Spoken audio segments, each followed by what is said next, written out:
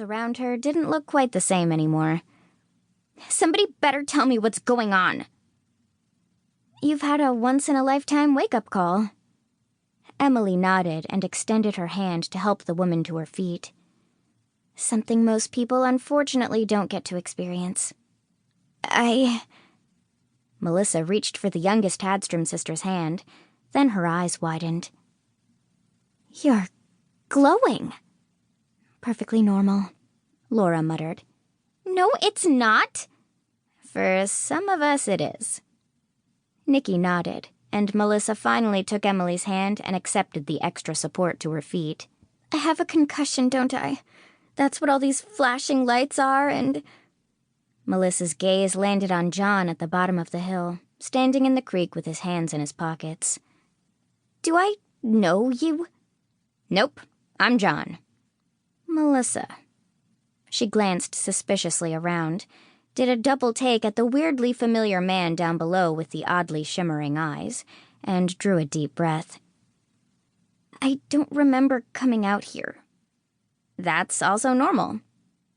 Nikki climbed down the hill, followed by her sisters and a highly skeptical Melissa. "My name's Emily.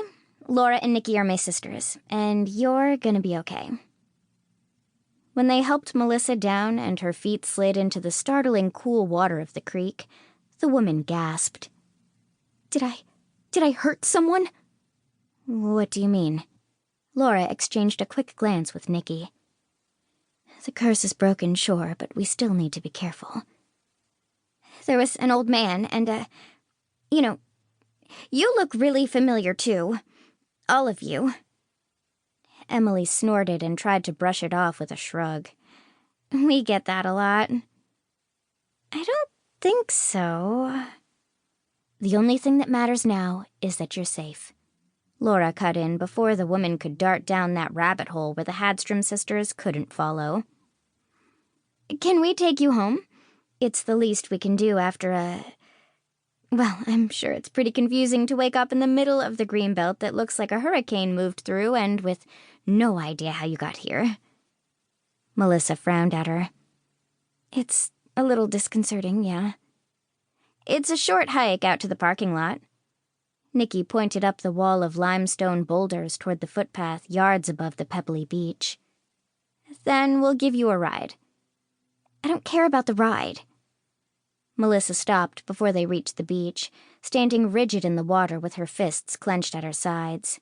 "I want to know what the hell happened. All of you are staring at me like I have 3 extra arms growing out of my head, and I'm not going anywhere until someone tells me why I—" A burst of tiny silver bubbles streamed from her mouth. Melissa's eyes widened again, and she swallowed. More bubbles emerged, flashing with multicolored lights and echoing her voice back at her. "What the hell is this?" The Hadstrom sisters watched Melissa's untamed pea-brain magic floating around them. The first round of bubbles popped with sharp snaps, sending blue lights darting in every direction. "Ow!" Emily flinched away from the lights crackling against her arm and scowled. "Let's get away from these firecrackers first, huh?"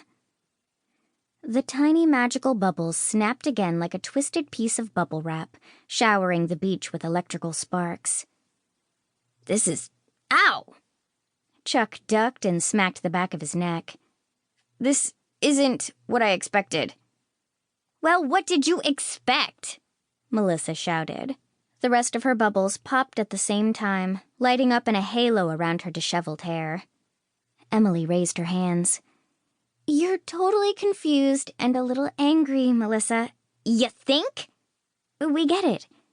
Please, let us take you home," Laura added while trying to give the woman a reassuring nod, but unable to stop staring at Melissa's mouth.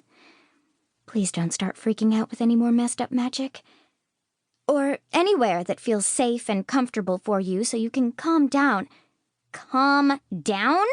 You're talking about this like you see this kind of thing every day. I spewed bubbles out of my mouth that started spitting fireworks, and everything I can see right now is totally— Something's wrong. What did you do to me?" "Whoa, hold on." Nikki spread her arms. "We didn't do anything."